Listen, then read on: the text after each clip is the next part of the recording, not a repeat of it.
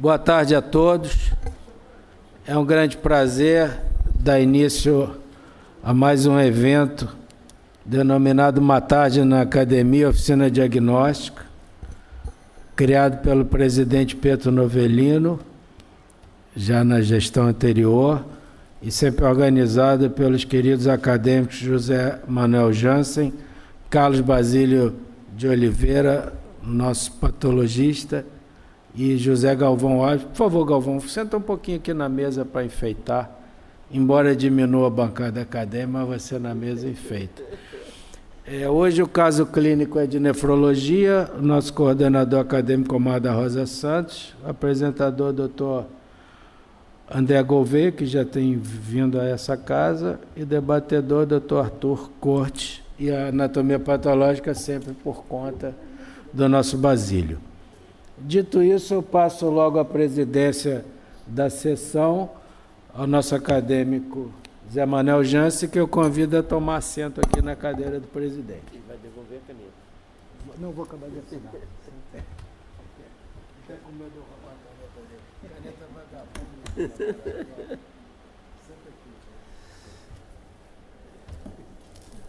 Muito bem, eu desejo saudar a bancada nefrológica, que o doutor Omar trouxe aí um dia de semana, comecinho da tarde, para a gente discutir casos do doutor Omar. Eu só devo revelar, que esse caso, ele me confessou que tem 24 anos, ele atendeu há 24... 33, desculpem. É tão antigo que o diagnóstico mudou, que a classificação do caso mudou, de modo que nós vamos ver hoje uma reviravolta de pensamentos e a evolução da nefrologia, pelo que eu estou sabendo. Muito bem, o doutor Omar vai nos fazer o favor de chamar o apresentador e nós vamos dar início à sessão.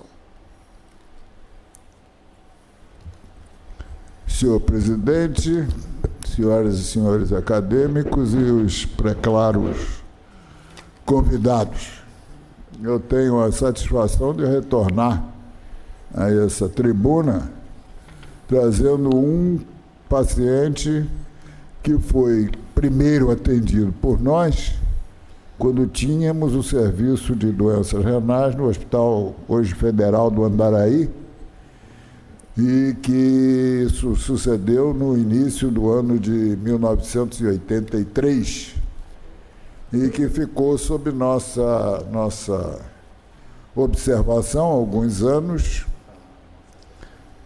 E o diagnóstico era um diagnóstico sem maior dificuldade, era uma glomerulonefrite membrana proliferativa, que os senhores vão ver. O professor Basílio vai ter a oportunidade de descrever os dados histopatológicos, e que alguns anos depois, aí já no final dos anos da primeira década do século XXI, nos chamou a atenção o fato de o diagnóstico efetivo nos haver fugido. Naquela época, nós não tivemos a capacidade de saber identificá-lo. Isso não foi a primeira vez que aconteceu, existe em outra oportunidade, que nós poderemos, talvez no ano que vem, trazer um outro doente que aconteceu coisa parecida. Já está na fila. Pois é. Então, para isso foram convidados, havia sido convidado o acadêmico correspondente, Valdebrando Lemos, ele está com a mãe passando muito mal na Bahia, foi para lá, de modo que o doutor André Gouveia vai ser o relator, e em seguida o professor Arthur Cortes, da Unirio, da Escola de Medicina e Cirurgia, vai fazer o debate. Eu quero agradecer a presença dos... Eu sei que não é fácil, às 3h da tarde, um mês de feriado, de véspera de Olimpíadas, conseguir que estudantes compareçam, mas de qualquer forma, aqueles que vieram aqui, eu quero agradecer, e particularmente ao ex-presidente da Sociedade de Nefrologia do Estado do Rio de Janeiro, doutor Walter Luiz Gouveia, que nos brinda com a sua presença. Sem mais comentários, vamos chamar o relator, doutor André Gouveia.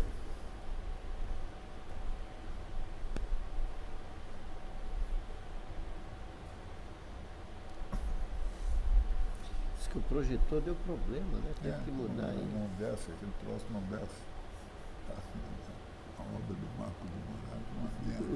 Diz que custou 300 mil só a tela. Uma merda. Deixa eu desligar isso aqui, né?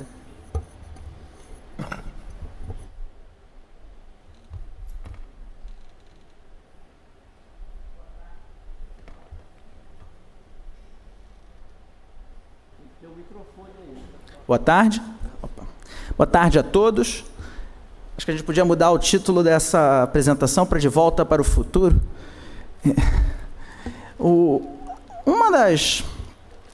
Esse caso, na verdade, foi... Na verdade, eu tinha 4 anos quando o caso foi visto, mas efetivamente é um caso bem interessante e bem ilustrativo sobre o diagnóstico histopatológico que ele tem. Trata-se de um homem de 30 anos, branco, natural e que vive no Rio de Janeiro, é um arquivista, e foi admitido em julho de 1983. E 2 anos antes da internação, teve 2 episódios de urina sanguinolenta, que na verdade foi considerado na época como sendo uma glomerulonefrite difusa aguda. Foi constatado hipertensão arterial 1 ano antes da internação e vinha há 3 meses antes com fadiga, urina espumosa e com volume urinário reduzido. Também apresentava edema progressivo em membros inferiores, mãos, face e região lombar.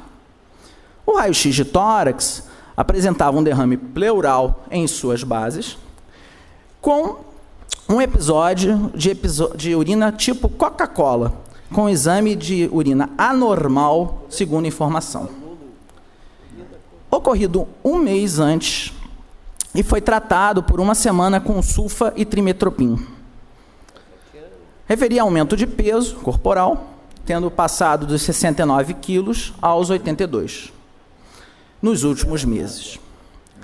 Também apresentava cefaleia, com escotomas ocasionais e episódios de artralgias nos quirodátilos. E constatada elevação significativa da pressão arterial, com 210 por 110 milímetros de mercúrio. Tinha bons antecedentes, sua mãe era uma médica, era solteiro, com condições higiênicas de boa qualidade, viroses na infância, amidalectomia aos 8 anos, recebeu vacinas adequadamente na década de 50 e negava o uso de drogas ilícitas. Também negava o uso continuado de qualquer medicação. E também antecedentes infecciosos e praticava esporte há pelo menos até os 22 anos de idade. O exame físico encontrava-se pálido, lúcido, cooperativo e orientado, sem febre, pele sem alterações, exceto por edemas. Pulso universalmente presente, membros inferiores e membros superiores, amplos, tensos e regulares, com sua frequência em torno dos 80 batimentos por minuto. Estava hipertenso novamente, com 180 por 115 milímetros por mercúrio no membro superior esquerdo, pescoço normal, fâneros normais, tórax de conformação normal, com abolição do murmúrio vesicular nas bases, caracterizando uma síndrome de derrame pleural. O ictus cordis propulsivo, no 6º esparto intercostal esquerdo, com sopro sistólico em uma cruz, em focos aórticos e mitral. Abdômen distendido, com sinais de ascite, com fígado palpável a 2 centímetros do rebordo costal direito, sem dor. Baços no limite normais à percussão. Exame das cavidades orais normais. Exame neurológico sem alteração. Fundo de olho A2 Bem, ausência dos linfonodos palpáveis. Desliguei aqui, desculpe. Percussão lombar indolor, edema pré-sacro, diurese nas 24 horas iniciais, 620 milímetros nas 24 horas, com urina clara, turva e espumosa. Trazia exames prévios. Encontrava-se anêmico, com 29% de hematócrito, com VHS de 48 na primeira hora, leucócitos normais, glicose de 82, com uma ureia de 67 e uma creatinina de 2,5, com 20 dias antes da internação. Um colesterol de 290 e 345, e 3 meses antes da internação e outro 20. Triglicerídeos, que na mesma proporção saíram de 310 e foram a 380. Bilirrubinas, eletrólitos, TGO, TGP, gama-GT normais. Plaquetas em 90 mil.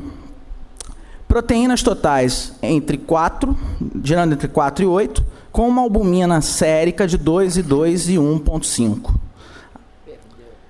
3 T4 TSH normais. Uma proteinúria de 5 gramas há 3 meses atrás, passando para 7 gramas. EAS com franca hematúria microscópica, leucocitúria, cilindrúria com cilindros hemáticos.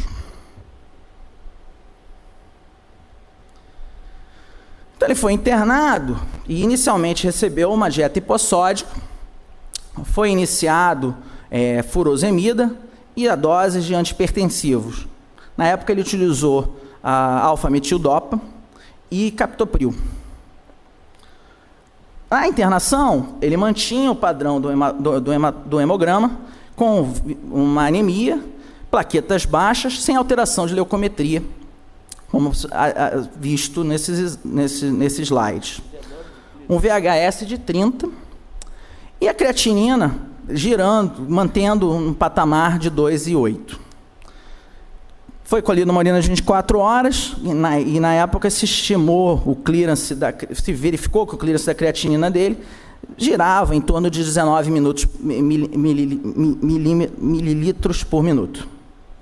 Apresentava um colesterol alto, com 345, triglicerídeos também elevados, com 410, e as proteínas totais com albumina em torno de 1,9.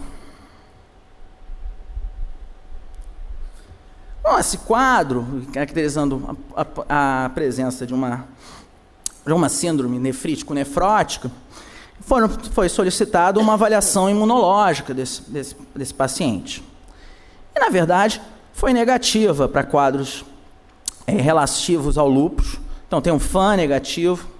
Na época, provavelmente não conseguiram dosar um anti-DNA, mas tem um FAN negativo, o fator reumatoide negativo e a célula LE, que era de uma grande especificidade, que era muito utilizado no passado para avaliação de lúpus, também negativo.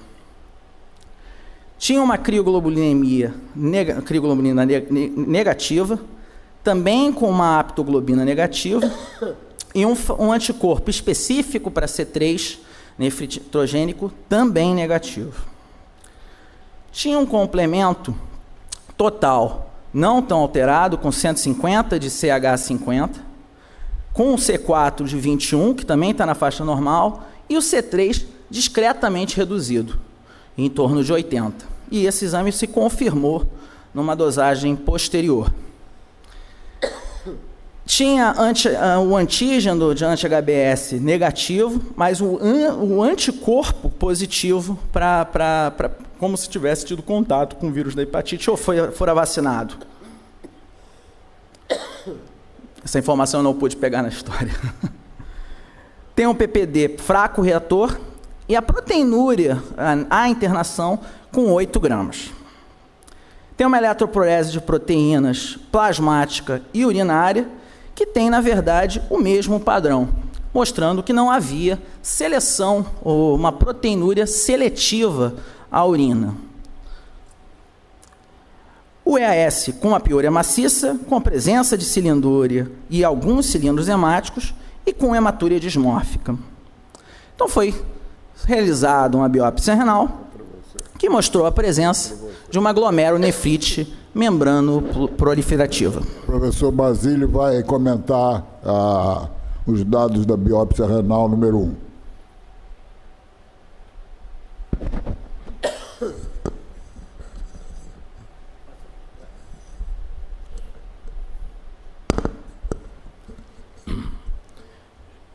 Visão panorâmica do parênquima renal, com alguns glomérulos esparsos, o espaço de Baumann evidente, principalmente nesse abaixo, na seta, uma celularidade pouco aumentada e um mesângio relativamente destacado. O interstício mostra alargamento, com presença de células inflamatórias redondas, túbulos de diâmetros semelhantes, revestimento com alterações degenerativas leves, não se vê infiltrado agudo, os túbulos alguns diminuídos, quer dizer, as alterações intersticiais se destacam e as modificações glomerulares parecem mais importantes. Aí já contamos com a coloração clássica da hematoxilina eosina,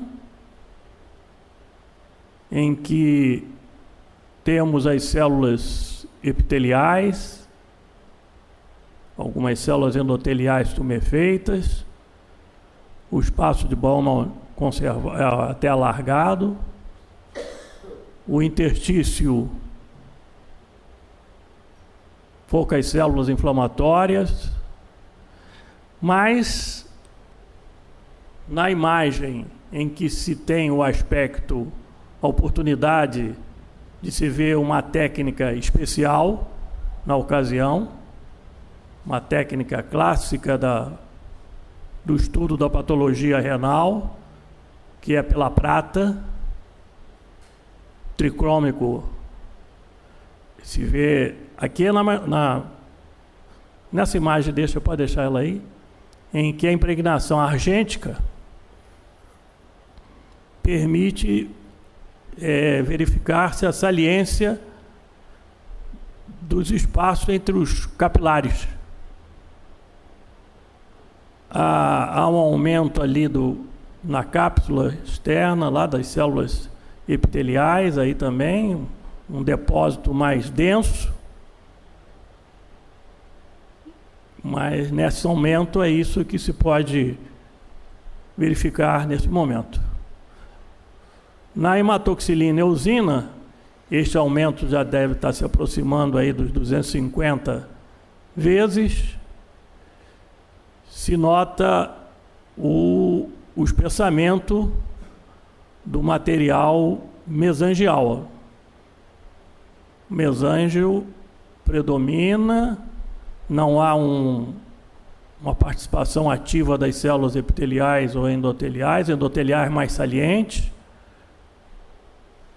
e em alguns momentos o espessamento de mesângio. E a membrana basal ali também um pouco participativa.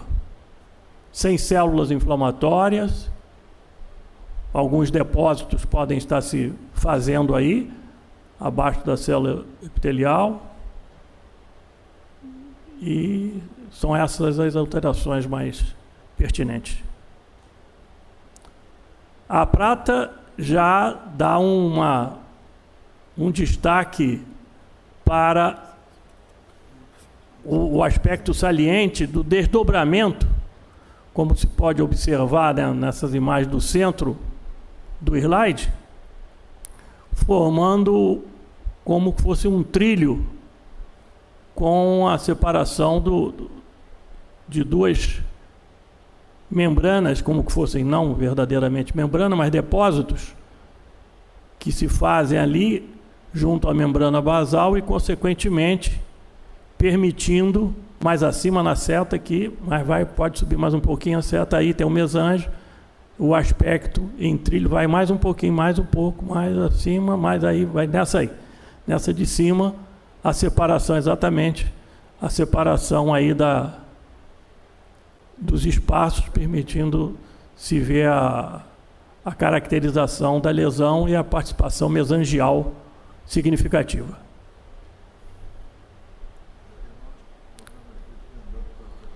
Bom, com essas técnicas e com esse aspecto, o diagnóstico fica de...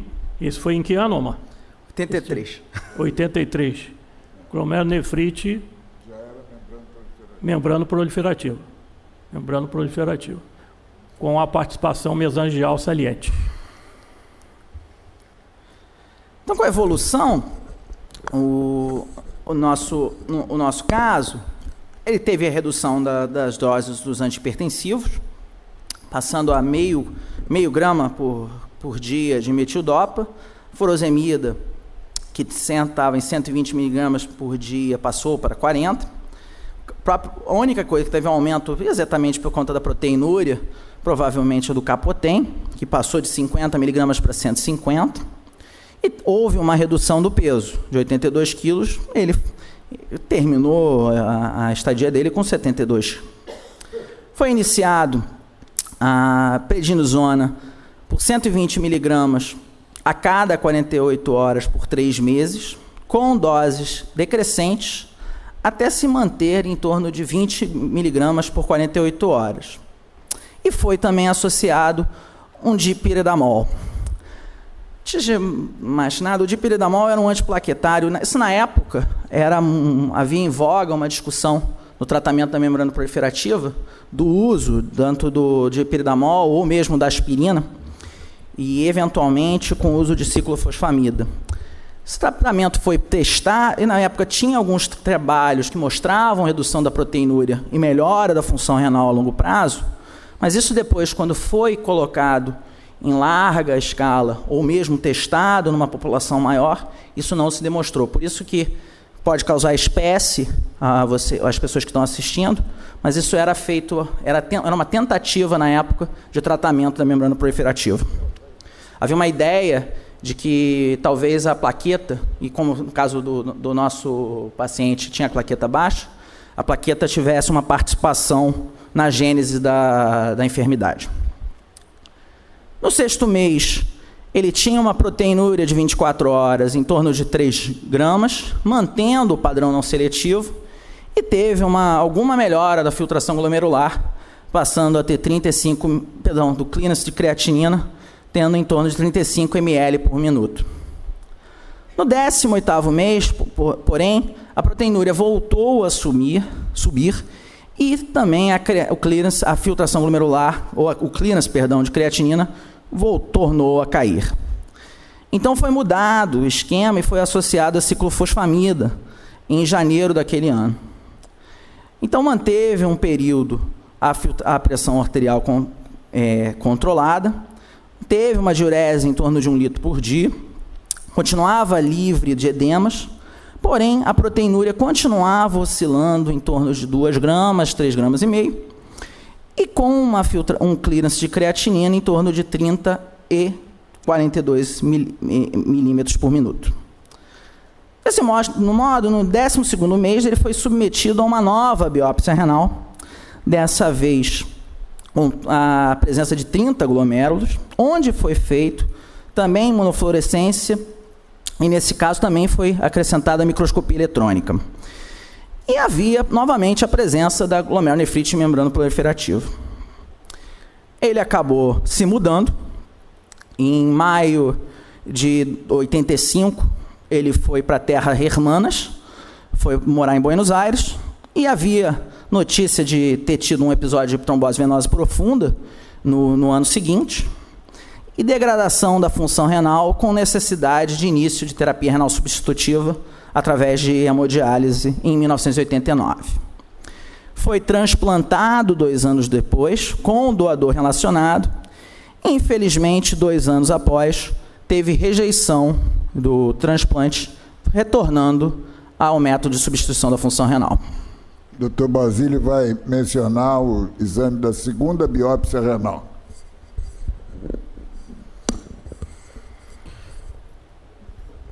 Nesses 2 slides, se utiliza a técnica do PAS, o ácido periódico de Schiff, em que permite a identificação principalmente nítida aí das membranas tubulares e a participação mesangial com destaque para os capilares nos glomérulos. Se vê também, embora a coloração não seja visando esta característica, que não há não existem crescentes, que é uma coisa que deve ser logo destacada, não há uma esclerose grande, a não ser nesse glomérulo de cima, que está na imagem panorâmica. Na imagem panorâmica ele já se encontra obsoleto, né? Isso aí já não está funcionando mais. Os outros com atividade celular, capilar, o infiltrado, nessa mesma infiltrado inflamatório intersticial maior do que nas figuras anteriores. Esse infiltrado inflamatório é de células redondas, os túbulos mais ou menos conservados e a lesão glomerular nítida, mantendo o mesmo diagnóstico das imagens anteriores. Glomerulonefrite membrano proliferativa. Aqui nesta outra coloração já se usa o tricrômico, a tricromia de Masson, né? E que é não sei bem se esse pode ser o Gomori também, né? Pode ser o Gomori.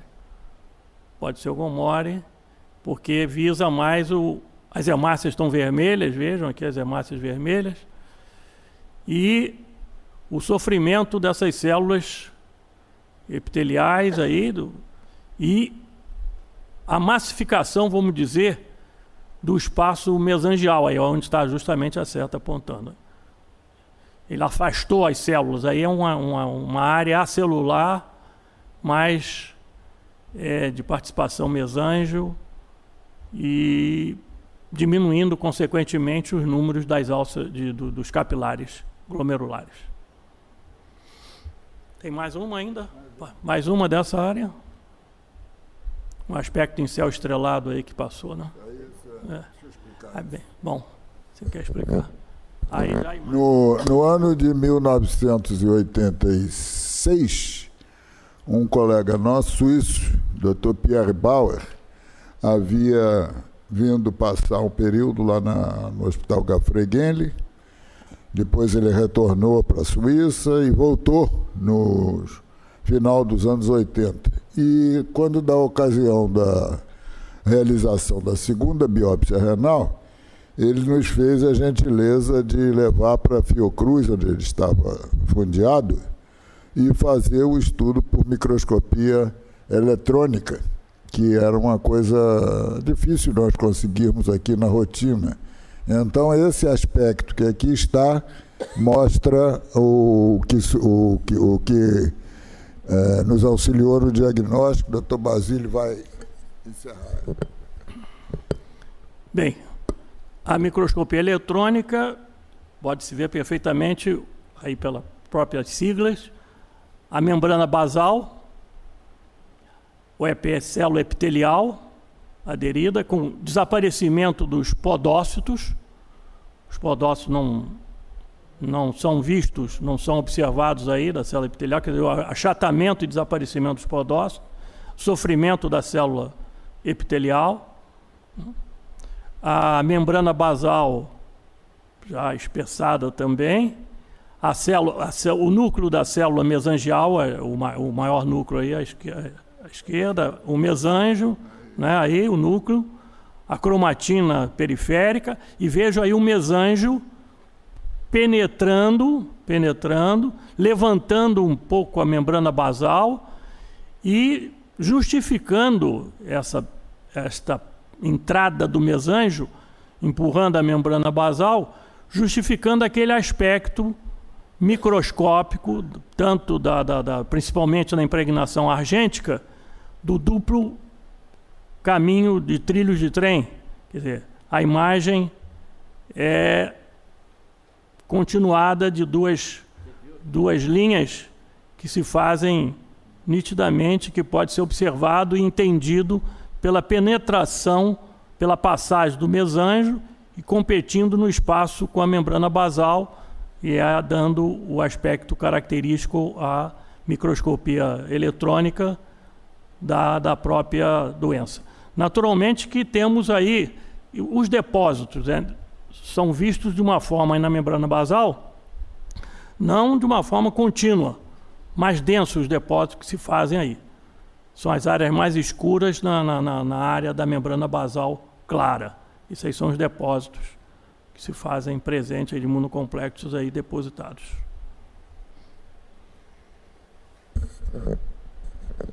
Muito bem. Então, feito o relato, foi confirmado pela segunda biópsia o aspecto de histopatológico de uma glomerulonefrite mesângio capilar ou membrana proliferativa, que havia sido descrita a partir do ano de 1965 por 2 trabalhos, um de West e seus colaboradores e o outro de Gotoff.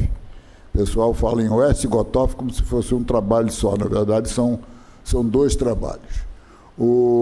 Feito o relatório, temos que agradecer ao doutor André e vamos dar continuidade, porque o diagnóstico que parecia ser este, que foi firmado, na verdade é esse.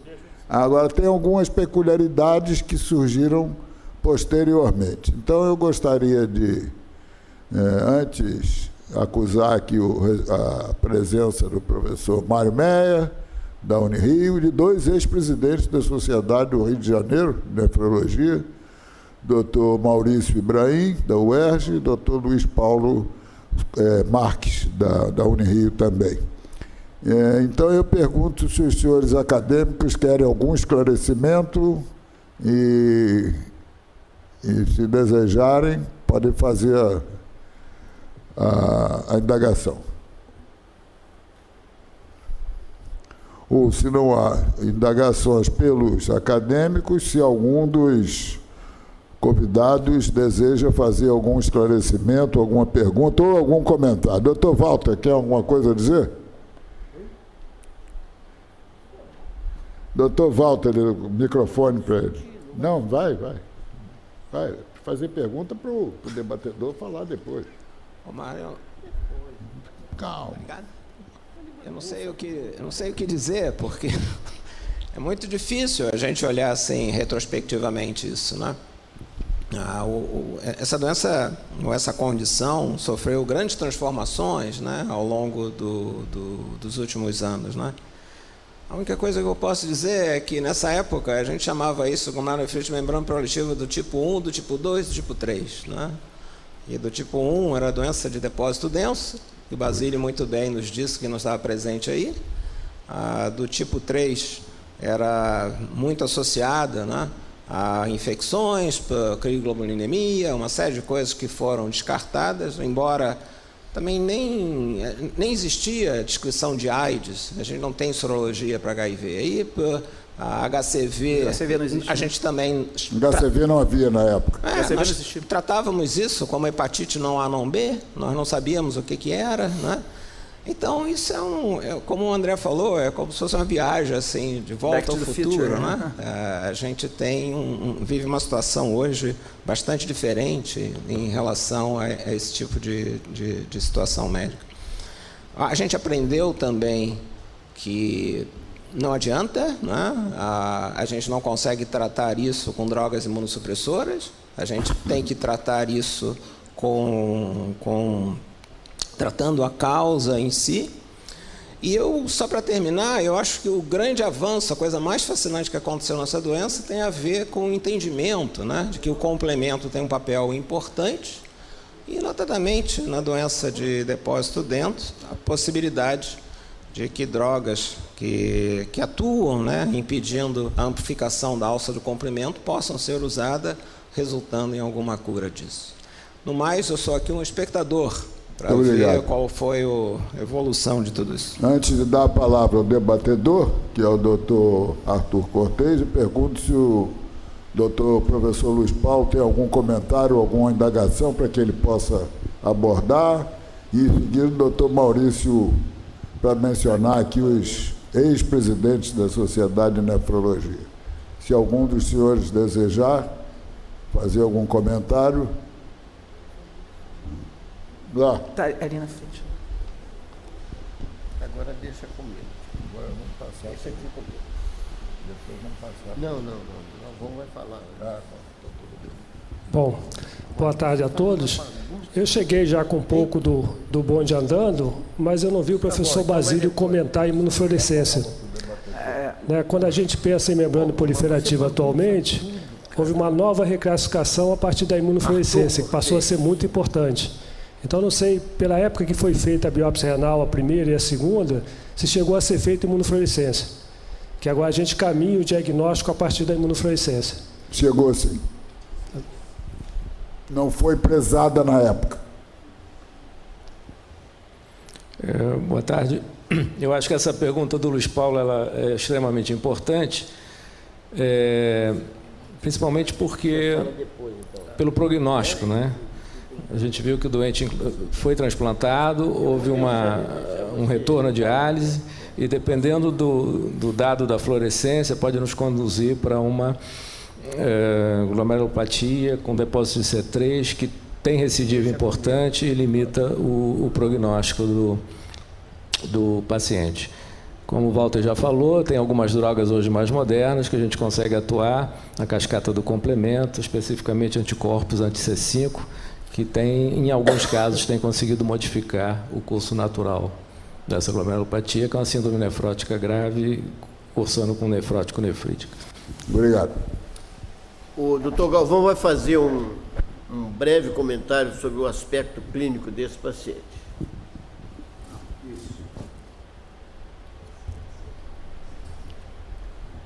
Nossos queridos acadêmicos, especialmente os coordenadores da sessão aqui presentes, os convidados que aqui vêm abrilhantar essa sessão e especialmente o pessoal da nefrologia. É que nós temos aí dois grupos bem heterogêneos de participantes dessa sessão. Nós temos alguns estudantes de medicina, seguramente, e temos professores consagrados na área da nefrologia. Eu gostaria só de colocar o quadro clínico para a realidade do estudante de medicina. Esse é um paciente, rapidamente, porque o debatedor depois vai entrar nos diagnósticos diferenciais e tudo mais. Esse é um paciente de 30 anos de idade que nos procura com uma hematúria e que nesse primeiro momento ele tem um diagnóstico de glomerulonefrite. Por quê? Porque ele tinha hematúria, porque ele tinha edema, porque ele tinha hipertensão arterial, que é a tríade clássica da glomerulonefrite. Eu estou falando olhando para os mais jovens lá. Ele evolui em um ano mantendo hipertensão arterial para uma síndrome nefrótica, onde ele passa não só a ter a sua hipertensão, a ter edema e hematúria mesmo, bem caracterizada, que é um marco, que não foi aqui até agora comentado, do cilindro hemático. O cilindro hemático é um marco de glomerulite, de lesão glomerular. E ele passa não só a ter uma lesão glomerular, mas ele aumenta essa lesão, levando à síndrome nefrótica. ou seja, ele tem uma proteinúria de 8,2 em 24 horas. Quando para glomerulite só seria aceitável até 3, acima disso seria uma síndrome nefrótica, que é uma doença grave. E ainda no EAS dele, ele aparece não só com cilindros hemáticos, mas com cilindros lipoídicos. E tem hipertrigliceridemia e tem hipocolesterolemia. Condições essas que ocorrem porque a perda proteica estimula o fígado a produzir mais proteína. Mas ele não produz só proteína, ele produz também as lipoproteínas. E daí essa manifestação. Eu queria só chamar a atenção da riqueza clínica disso aqui. Que é com esses dados todos, a gente sabe que ele tem uma glomerulopatia, sem dúvida, só pela clínica, sem biópsia. E, além disso, que ele tem uma síndrome nefrótica, sem biópsia. E mais do que isso, que ele tem uma lesão grave pela presença de cilindros lipoídicos. Provavelmente, ele teria uma insuficiência renal. E ele mostra isso nos exames complementares. Nós estamos aqui defendendo e fazendo apologia de que a clínica é essencial para a soberania da medicina, até para a manutenção do médico. Senão os exames no futuro podem nos substituir. E não vão nunca substituir se nós soubermos a fisiopatologia e a clínica.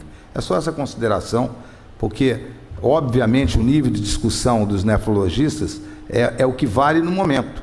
Né? Qual é a classificação dessa glomerulopatia, qual é a medicação que nós usaríamos no momento, se é que tem grandes avanços nisso, mas isso o debatedor certamente vai fazer com muito mais propriedade do que eu. Muito obrigado, senhor. Muito bem, então vamos seguir ao que interessa. Doutor Arthur Cortez, para debater esse caso que promete...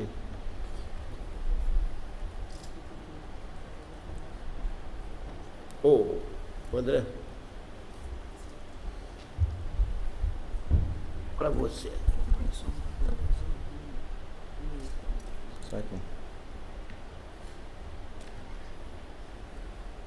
Boa tarde a todos. Me apresentar, meu nome é Arthur, sou professor da Unirio e eu fiquei pensando numa bancada de nefrologistas como eu poderia fazer uma discussão rica que pudesse acrescentar aos alunos e também aos nefrologistas. O professor José Galvão já me facilitou bastante e eu vou fazer o seguinte, vou traçar esse roteiro, como deveria ser feito um diagnóstico diferencial nesse caso e pensando em dois modelos que a gente usa na prática médica, um modelo intuitivo e um modelo heurístico. O modelo intuitivo, muito usado pelo próprio especialista, ele busca da memória associativa as experiências que ele teve e ele consegue, de repente, pular etapas. E talvez tenha sido esse o erro na hora de categorizar o diagnóstico inicial como uma glomerulonefrite difusa aguda. Porém, o modelo heurístico também é usado com frequência. Nós tentamos, quando nós não encontramos uma resposta satisfatória para uma questão difícil, nós tentamos perguntas um pouco mais fáceis, perguntas menores que futuramente nós vamos poder responder. Então é exatamente isso. O primeiro, eu penso, ele tem uma doença glomerular, e que doença glomerular seria essa? Além disso, eu vou falar do padrão de síndrome nefrótica, nefrítica grave, já que ele apresentou os dois padrões, e aí no final o diagnóstico, que para minha surpresa o professor Omar já até adiantou, uma glomerulonefrite membrana proliferativa, antigamente chamada de mesângio capilar. Em relação às doenças glomerulares, o aspecto clínico seria exatamente esse. O paciente apresentava edema, uma hipertensão grave, oligúria, hematúria, mas eu chamo a atenção de um detalhe da história, que o paciente apresentava uma queixa de hematúria 2 anos antes. Isso vai ser importante no final. Cilindros hemáticos, pode ter ou não uma hematúria dismórfica, lipidúria e, consequentemente, aquele estímulo ao fígado para produzir colesterol, triglicerídeo, e o nosso paciente apresentava uma hiperlipidemia, e a proteinúria, seja ela nefrótica ou não, nefrítica, ou seja, menor que 3,5 gramas em 24 horas. Porém, algumas doenças túbulo-intersticiais, elas podem levar a uma perda proteica indireta. Isso pode ser difícil no diagnóstico diferencial do clínico. Essa perda proteica indireta é feita pela esclerose secundária dos néfrons. O que nos diz do padrão clínico urinário desse indivíduo? Padrão nefrótico, como o professor José Galvão falou, proteinúria de 8 gramas, edema, apresentava hipercolesterolemia, hipertrigliceridemia, albumina de 2,2, cilindros graxos ou lipoídicos. A creatinina, muitas vezes na apresentação, ela é normal ou pode ser um pouco alterada, um pouco mais alta. Em alguns casos de síndrome nefrótica, o início ele é mais brando, e nós estamos vendo exatamente aquele início. Talvez por isso que ele não tenha se apresentado logo de início com a proteinúria tão marcante. Porém, o padrão nefrítico da glomerulonefrite estreptocócica, pós-estreptocócica clássica, proteinúria um pouco menor, 1 a 3 gramas, hipertensão grave, o edema por congestão, o paciente apresentava uma síndrome de derrame pleural, o sedimento urinário muito rico, com cilindros hemáticos, hematúria, e a creatinina, geralmente, já na entrada, já na primeira abordagem desse indivíduo, a creatinina já é um pouco mais alta, sugerindo uma taxa de filtração glomerular reduzida. Então, percebam que o padrão, ele faz uma interseção, uma síndrome nefrítica grave com uma síndrome nefrótica. E isso acaba sendo muito difícil para o diagnóstico diferencial, que nós temos que contemplar uma ampla gama de situações. Porém, eu estou tentando pegar da síndrome nefrótica os aspectos mais importantes e da síndrome nefrítica grave, que foi o caso desse indivíduo. Síndrome nefrítica leve, geralmente a proteinúria é menor que 1 grama, o paciente não tem tanta hipertensão, não é um caso tão grave, a creatinina não chega a se elevar a níveis de 2,8, como foi o caso. E no adulto jovem, isso já consigo restringir um pouco mais. E esse adulto jovem, a gente pode colocar numa faixa de 15 a 40 anos. O paciente apresentava 30 anos na apresentação, isso em 1983. Bom, qual o padrão nefrótico que podemos sugerir? Doença por lesão mínima? Pouco provável, muito mais comum em criança, a chamada nefrose lipoídica, tem um curso relativamente benigno, exceto em alguns casos, por exemplo, por anti-inflamatório, em que se confunde muito com a doença túbulo-intersticial. Esses casos podem ser mais graves, levando a síndrome nefrótica mais avançada. Doença membranosa, também poderia ser o caso pela proteinúria não seletiva, diferentemente da doença por lesão mínima.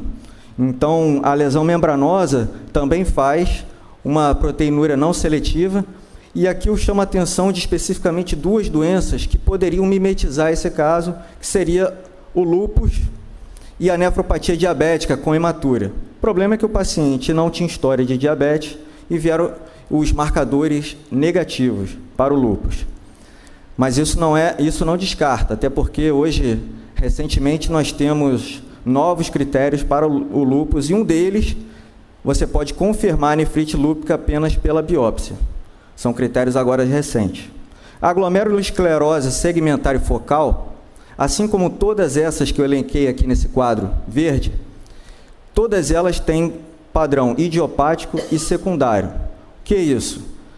Doenças que eu conheço, doenças que podem gerar esse padrão histopatológico de glomerulosclerose segmentar focal, por exemplo.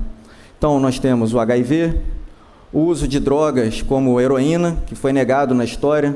Na época também estava começando aí o HIV, né, 1981, 80. Anemia falciforme, malária, esquistossomose, a própria hepatite B, o paciente havia tido contato com hepatite B. Então, tudo isso deve ter sido pensado na época. Mas devido à paucidade de exames e a negatividade dos mesmos foi descartado. A glomerulonefrite pós-infecciosa, cujo marco principal é a glomerulonefrite pós-estreptocócica, esse é o grande diagnóstico diferencial, porque o paciente tinha uma história de dor de garganta, faringite, amidalectomia aos 8 anos e, como nós sabemos, isso pode ser recorrente. Existe uma forma tardia, em 10% dos casos, esse paciente pode evoluir com síndrome nefrótica. Então não foi de todo errado pensar numa glomerulonefrite pós-estreptocócica, até porque o anticorpo antistreptolizina estava ligeiramente alto. Dentro do padrão da síndrome nefrótica, a glomerulonefrite membrano-proliferativa. Essa eu vou falar um pouquinho depois, até porque ela entra no padrão da síndrome nefrítica grave. Mas vejam, lá na frente, elencando os diagnósticos diferenciais, o padrão nefrítico grave vem novamente a glomerulonefrite pós-infecciosa. E aqui eu chamo a atenção que não é só estreptocócica, abscessos, endocardite, osteomielite, enfim, várias outras situações em que aumenta as globulinas, aumenta a resposta imune, e isso pode mimetizar glomerulonefrites pós-infecciosas e membrano-proliferativas. Lúpus, como eu havia dito, e agora eu chamo a atenção da nefrite por IgA. Normalmente é uma doença benigna, cuja principal sintomatologia é hematúria, num paciente jovem. E esse indivíduo, com 30 anos, relatou episódios prévios de hematúria 2 anos antes. Então, esse é um diagnóstico que deve ser pensado, deve ser pesquisado. É óbvio que pela histopatologia acabou sendo descartado. Glomerulonefrite fibrilar, que é muito raro, depósitos fibrilares, que antigamente era estava associada à glomerulonefrite imunotactoide. E, finalmente, a glomerulonefrite membrano-proliferativa. Então, como os senhores podem ver, ficamos aqui com 3 principais possibilidades diagnósticas. Glomerulonefrite pós-infecciosa, especificamente a pós-estreptocócica, membrano-proliferativa, ou antigamente chamada de mesângio capilar, e a nefrite por IgA. Nesse momento, eu estou desconsiderando a patologia. Bom, recentemente, em 2011, esses 2 autores, Sete e Fervenza, da Mayo Clinic, eles publicaram em 2011 e foi constatado isso, novamente uma nova publicação na New England, um novo olhar para essa doença. O que seria esse novo olhar? Como o professor Walter falou, antigamente era descrito como uma glomerulonefrite membrano-proliferativa tipo 1, tipo 2, tipo 3, cada um com as suas peculiaridades, depósitos densos, consumo de complemento, depósito de imunocomplexo, e eles tentaram simplificar isso, dividindo em 2 vertentes. Seria uma glomerulonefrite membrano-proliferativa por imunocomplexos, e essa forma, ela tem um acometimento da via clássica do complemento e consome o C4, enquanto que outra, glomerulonefrite por complemento, essa acaba atuando na via alternativa e consome o C3. Bom, pelo que nos foi dado, havia C3 no limite inferior. Isso não descarta uma glomerulonefrite por complemento, ou seja, uma glomerulonefrite membrano-proliferativa com consumo de complemento pela via alternativa. O C3 normal, ele pode ocorrer em torno de 20% a 30%. E, além disso, o próprio depósito de imunocomplexo. Entrando um pouquinho mais no diagnóstico diferencial, eu gostaria de ressaltar que, inicialmente, o diagnóstico principal continua sendo glomerulonefrite pós-infecciosa tardia. Quem pensar como primeira hipótese uma glomerulonefrite membrano-proliferativa estará errando, porque agora eu vou fazer um paralelo com o que eu havia falado no início, o modelo intuitivo e o modelo heurístico. Hoje, na medicina, a gente tem que pensar no modelo probabilístico também. Quantos pacientes fazem uma glomerulonefrite pós-infecciosa? e apresenta uma manifestação atípica, como uma síndrome nefrótica. E quantos pacientes fazem uma glomerulonefrite membrano-proliferativa? Ou seja, o que eu quero dizer é que é muito mais comum uma manifestação atípica de uma doença comum, uma manifestação atípica de uma tuberculose, de uma glomerulonefrite pós-infecciosa, do que uma manifestação mais rara, uma doença mais rara. Então, o diagnóstico que se impõe é sempre, nesse caso, é a glomerulonefrite pós-infecciosa. E só para falar um pouquinho da glomerulonefrite com consumo de C3, especificamente, está sendo estudado atualmente várias outras doenças que podem fazer com que ocorra esse consumo. Então, nós temos esquistossomose, leucemia linfocítica crônica, malária, abscessos, osteomielite, todas elas podem ter um consumo da via alternativa do complemento também. Onde se conclui que o diagnóstico feito inicialmente, ele era correto, à luz do conhecimento que ele existia em 1983, e, posteriormente, pôde-se confirmar o diagnóstico de glomerulonefrite membrano-proliferativa. Eu ainda não sei se o professor Omar está reservando alguma surpresa em relação ao desfecho, mas a conclusão do caso, no meu ver, seria essa. Gostaria de agradecer e dizer que nós devemos biopsiar mais. Graças à biópsia que nós estamos aqui discutindo esse caso, porque se não fosse isso, a gente não conseguiria discuti-lo. Obrigado. Muito bem, agora sim, nós vamos ver a caixa alta. Vamos ver a caixa alta, vamos lá.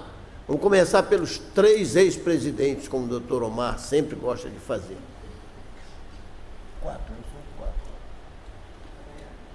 4. Então começa pelo Dr. Omar, que é o dono do caso, mas ele sabe tudo, pô. Não, eu posso até encerrar e depois continua a discussão, porque esse negócio de discussão que acaba com o diagnóstico, isso é bobagem, né? Isso continua sempre. Na época, o professor Luiz Paulo chamou a atenção, foi o Maurício que perguntou, foi feita a imunofluorescência? Foi. Olha, naquele tempo, 30 e poucos anos atrás, não só nós biopsiávamos, como no Hospital do Andaraí e até no Gafreguene, durante algum tempo, fazia-se imunofluorescência.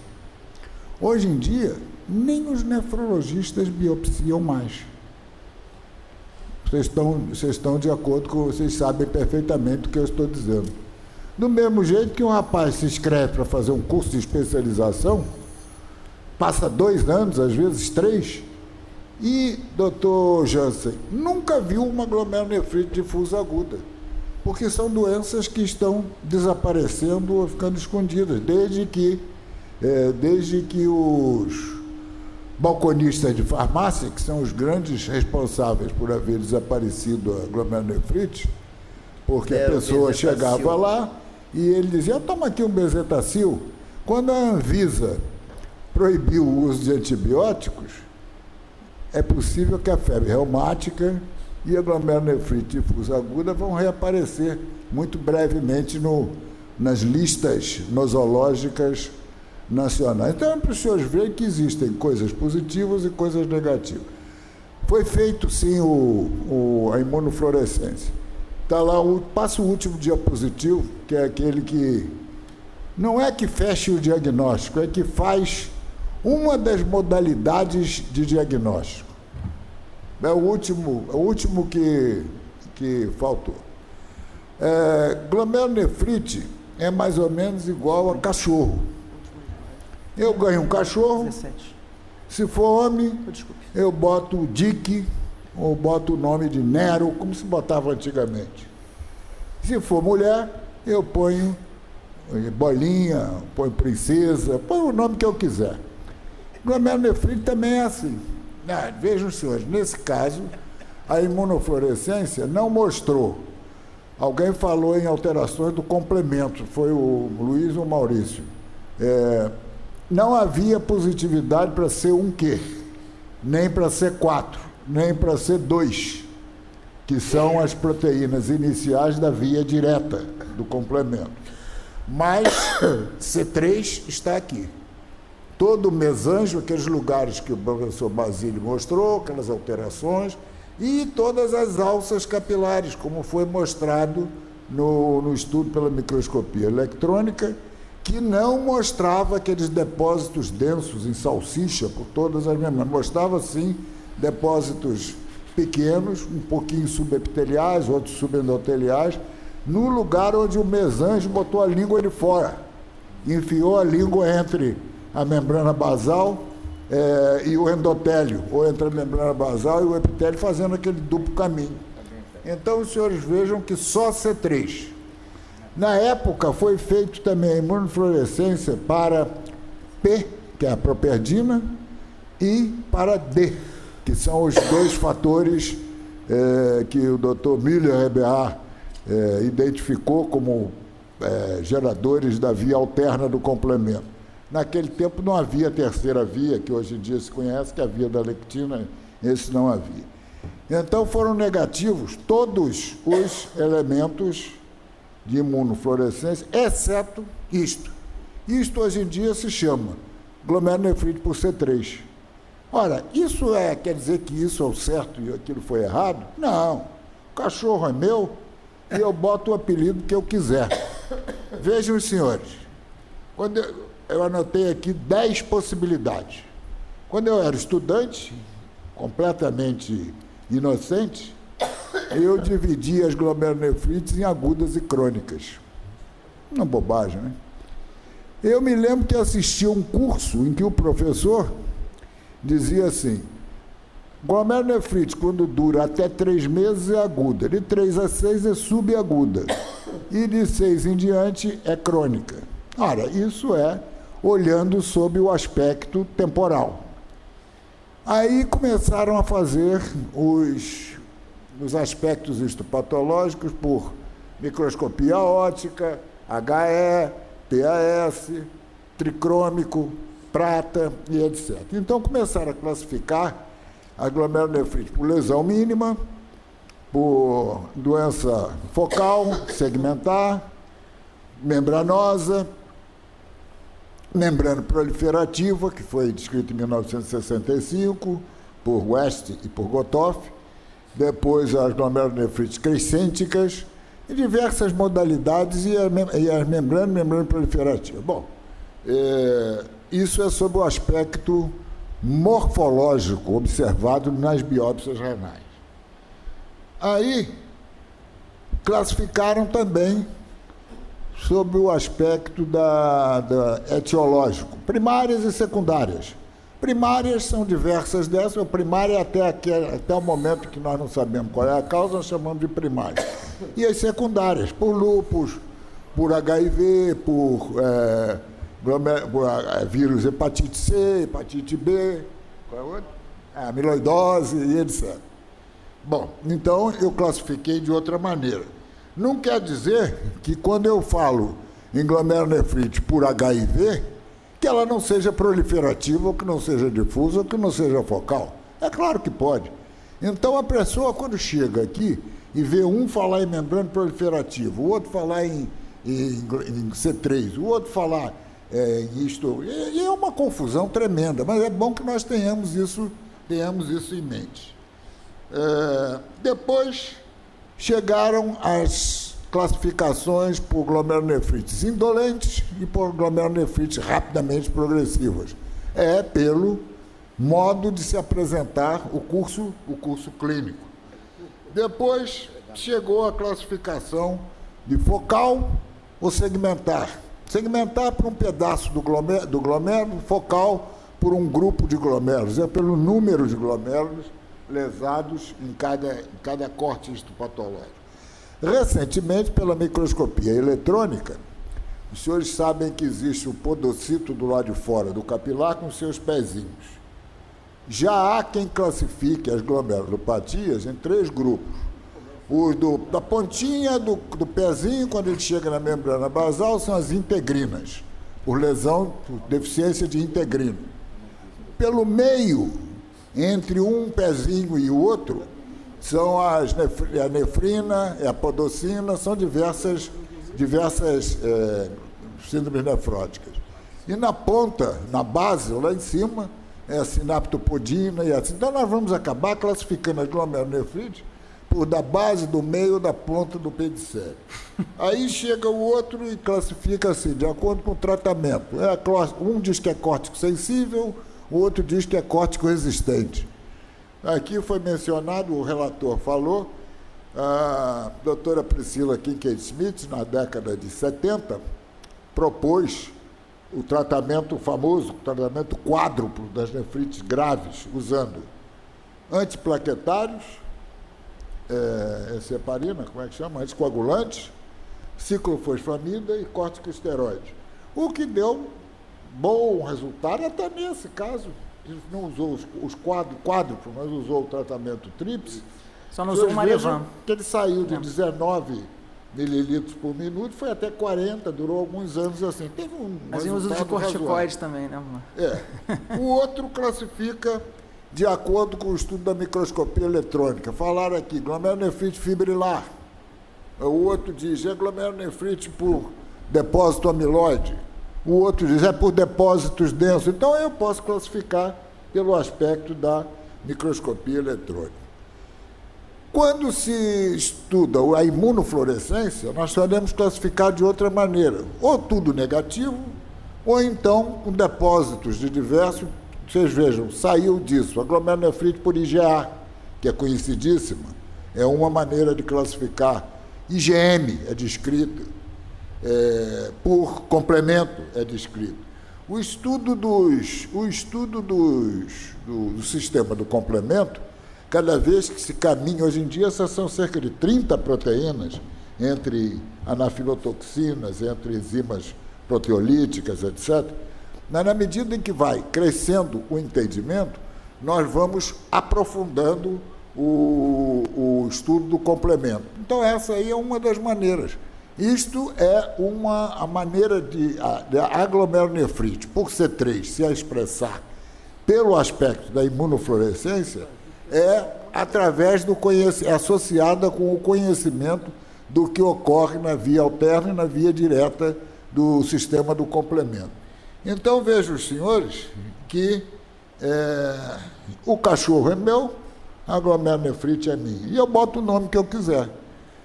É claro que, sob o ponto de vista da imunofluorescência, eu chamo isso de glomerulonefrite por C3. Mas se eu olhar pelo aspecto morfológico, é glomerulonefrite membrana proliferativa.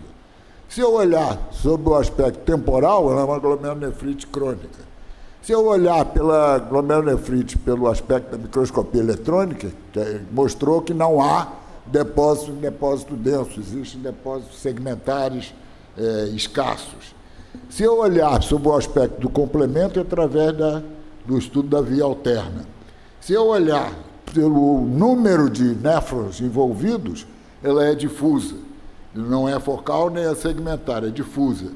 Se olhar sob o aspecto do tratamento, ela é córtico resistente. E por aí a coisa vai. Eu tenho certeza que o indivíduo mais arrogante, hoje em dia, diria assim, isto é, na verdade, um claro de glomerulonefrite por C3. Não sei por que o doutor Maurício, que era residente naquela época, não foi capaz de identificar. Ora, isso é uma bobagem. Até porque foi só descrito em 2007, né? Se eu hoje acho... Ela foi descrita em 2007, a glomerulonefrite por C3. Ela não foi descrita, ela foi desentranhada. Exato. Da experiência adquirida de muita gente que reviu aquilo, olhou com outros olhos. É igual a história dos 6 homens do Indostão. Se eu olhar, são cegos. Se eu olhar o elefante pela orelha, eu acho que o elefante é uma coisa que parece uma folha de papel. Se eu olhar pela pata, eu acho que ele é igual um tronco de árvore. Se eu olhar pelo rabo, ele parece que é uma cobra. E assim por diante. E assim são as glomerulonefrites, e nós não devemos ficar desesperados porque não entendemos bem o que cada um diz. Obrigado. Doutor Basílio. Está resolvido. Olha, eu vou marcar com todos os senhores uma nova reunião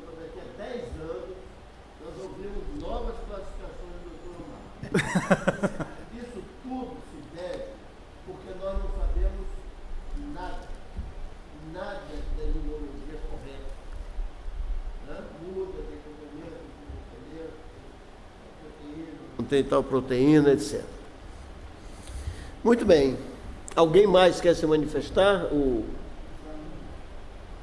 Os alunos é com o doutor Basílio. Walter.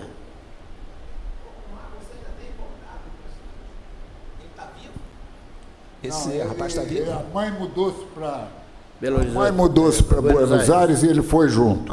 E lá ele entrou em hemodiálise crônica, a mãe doou o rim se perdeu e alguns anos depois eu não tive mais contato. Ele era doente do Francisco Magalhães, que depois perdeu. Se tem algum contato, é o Francisco que sabe. Mas o rim foi perdido por recorrência da doença? Esse é o outro aspecto. No tratamento das glomerulopatias, existem as questões do transplante e a recorrência de doenças. As glomerulonefrites, membrana proliferativa do tipo 2, a doença de depósitos densos, DDD, 70% recorrem e faz perder. O depósito 1 é menos grave, mas também um razoável percentual faz perder. Então eu não sei, eu sei que esse perdeu, agora é uma andorinha, não sei em que percentual. O que deu? Eu queria, se possível, só fazer um comentário adicional. Eu me esqueci, eu peço desculpas a vocês de mencionar, eu mencionei algumas doenças infecto-contagiosas, mas não mencionei a histosomose. E não mencionei o professor Zilton Andrade, que foi membro honorário dessa casa, né? Que foi um patologista que descreveu a glomerulonefrite, membrana proliferativa em histosomose. Então, eu quero só fazer essa menção a essa grande contribuição desse brasileiro. Muito bem. Muito bem. Mais alguém? Doutor Jefferson, quer falar? Não. Já está com o dedo em pé? Não, está com o dedo em pé, mas não é para isso. É para dar um lance. Mais alguma coisa? Não, a recorrência do transplante na membrana proliferativa em si já tem um... O problema de todas as séries de membrana proliferativa que você estuda é por conta da descoberta do vírus da hepatite C, que até meados da década de 80 não existia. Então, qualquer análise que se faça de retrospectiva de membrana proliferativa sempre fica um pouco complicada. Mas alguns dados também em membrana proliferativa do tipo 1 tinham lá uma recorrência, mesmo sem ser só por complemento, em torno de 40%. Então, é uma glomerulopatia que tem um risco de recorrência grande no pós-transplante. A última coisa. Muito obrigado. Antes de passar a palavra, antes de dar a palavra para o senhor presidente para encerrar, eu quero mencionar. Alguém mais quer fazer alguma indagação? Alguém mais pergunta ou alguma consideração? Os estudantes, alguém? Bom, eu quero mencionar que o doutor André e o doutor Arthur são dois membros de um programa dessa instituição, que são as chamadas Jovens Lideranças, que foram instituídos pelo pessoal da secção de Ciências Aplicadas à Medicina e que não tinham, até esse ano, indivíduos das áreas clínicas e cirúrgicas. Então, os dois indivíduos da área clínica foram esses dois que estiveram aqui, e que vão organizar alguma atividade posteriormente, ainda este ano, para ser oferecida à comunidade médica. Professor Jansen. Bom, então, mais uma vez, adiando o encerramento, passo a palavra ao doutor Galvão. Só para convidá-los, que gostei muito da presença de tantos e todos aqui, que dia 1º de setembro, é isso, senhor presidente? Nós teremos uma nova sessão clínico-patológica. Sem sombra de dúvida, além do dia a dia, da beira do leito, da discussão de casos e tudo mais, a melhor forma de ensino continuado é a sessão clínico-patológica. E é uma pena que menos biópsias tenham sido feitas no nosso país, é uma pena que muito menos necrópsia, naturalmente isso tem uma correlação muito grande com a alta tecnologia, com os diagnósticos já da radiologia avançada e tudo mais, mas a sessão clínico-patológica é muito rica. Os casos não são entregues antes, os casos são apresentados no momento aqui, ninguém sabe os resultados, nós todos discutimos abertamente, então é um treinamento bastante agradável. E a presença do jovem enriquece demais essa sessão. Eu gostaria que vocês divulgassem entre seus colegas, isso é aberto, sempre se segue depois um lanche, um coffee break, onde vocês são convidados, e eu gostaria muito que vocês ajudassem-nos a divulgar isso. Isso foi a ideia do professor Jansen, com o apoio do nosso presidente Pietro Novellino e, obviamente, com a excelência da patologia do professor Carlos Basílio. Então, muito obrigado e volto a palavra para o encerramento ao professor Jansen. Bom, volta, vai, volta. Meus senhores, está encerrada a sessão. Vamos lá. Muito bem. Basílio, não deixaram você falar, Basílio. Foi diferente. Foi diferente. Eu gosto do Basílio, mas está na frente. É bom? O cachorro é meu, eu boto o nome que eu quiser. André, mas parabéns.